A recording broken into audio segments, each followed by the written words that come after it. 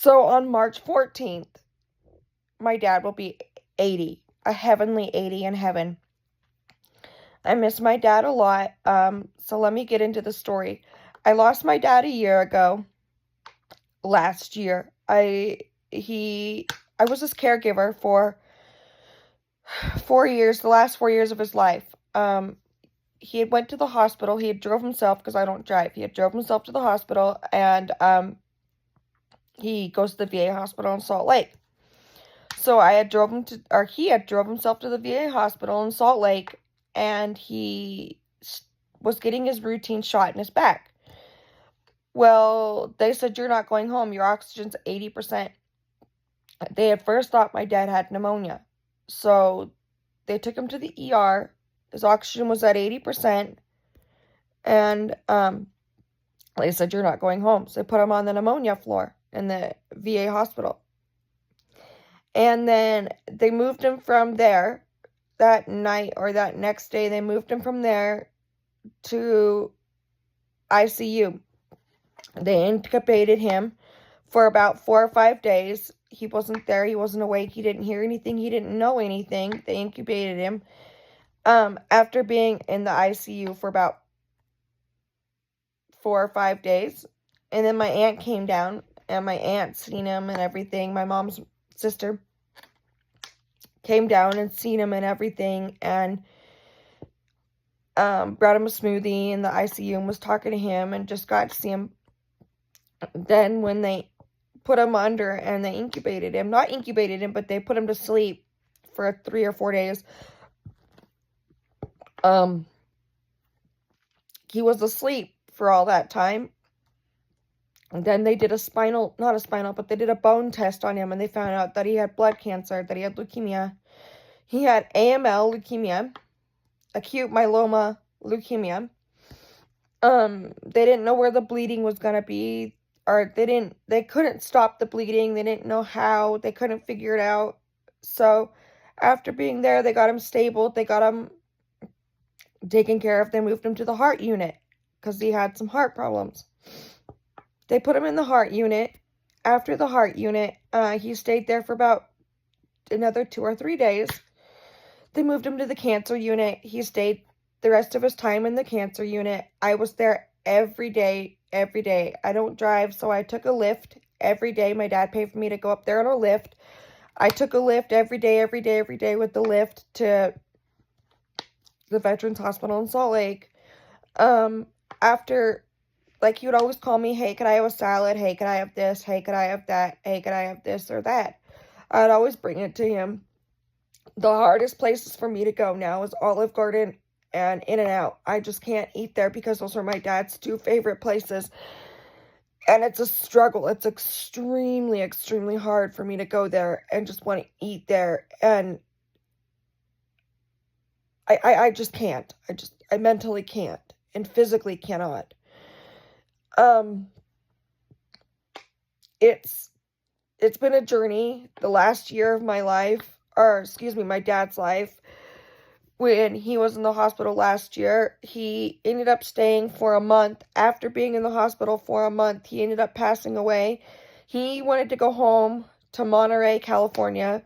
So my sister had got all of his burial stuff, and we put him in Seaside, California.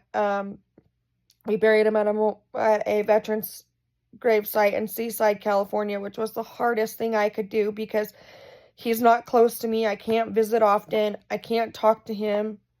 I can't go to his grave and talk to him. But I mean, I could, look up at the sky and talk to him. But it's just been a hard year.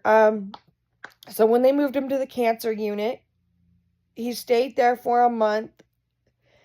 They kept giving him blood infusions. That didn't help. His body was rejecting him. His body just kept getting weaker and weaker and weaker. His face just started to turn pale. His face just started to turn yellow. Like I said, I was there every day taking care of him. I was his caretaker for 4 years, which was the hardest thing I could have, done. Take for granted, that was my best friend. That my dad was 100% my best friend. When you lose your best friend, you lose everything. And people don't understand that.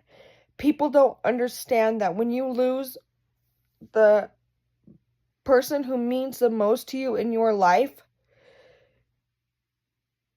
they don't understand that.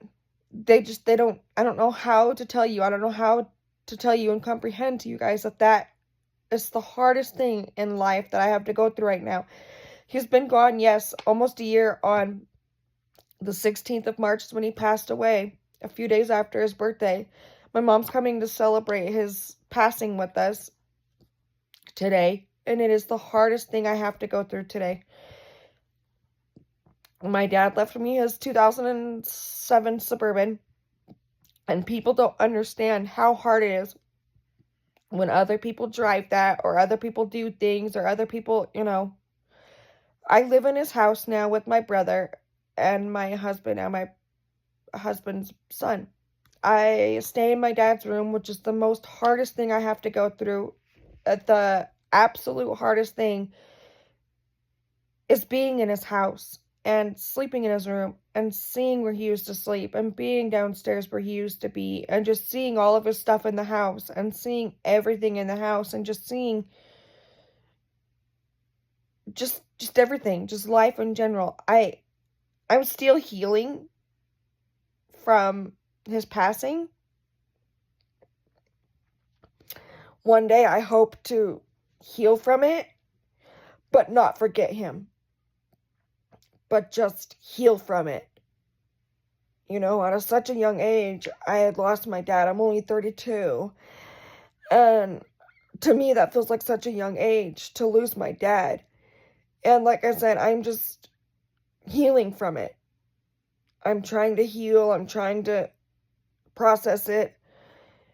And it's been a lot of process. It's been a lot of everything. I mean, it's not easy, and it's not an easy subject to talk about. But I am trying to heal, and I don't think people understand what I go through on a daily. I wish I could talk to my dad. I wish there was a phone in heaven. I wish I could just pick it up and hear his voice one more time.